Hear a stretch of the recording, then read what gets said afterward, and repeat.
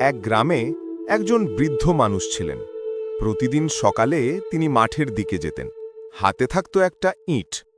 লোকেরা ভাবত, এই বুড়োটা কি করছে রে, প্রতিদিন একটা করে ইঁট নিয়ে?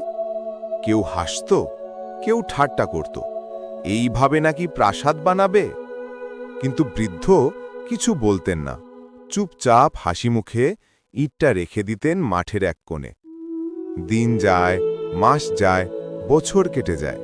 কেউ খেয়ালও করেনি কখন সেই এক একটা ইট মিলে এক বিশাল রূপ নিতে শুরু করল। একদিন গ্রামের লোকজন দেখতে পেল সেই জায়গায় দাঁড়িয়ে গেছে এক ছোট সুন্দর মন্দির।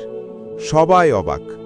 যে বুড়োকে একসময় হাসাহাসি করত, আজ সেই বুড়োর কাজেই গ্রামের গর্ব। তারা জিজ্ঞেস করল, বাবা, তুমি কিভাবে পারলে এত বড় কাজ একা একা?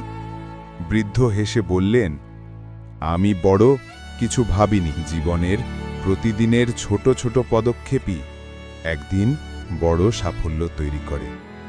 তুমি আজ যদি একটুখানি করো, আগামীকাল সেটাই তোমার স্বপ্নের ভিত্তি হয়ে দাঁড়াবে।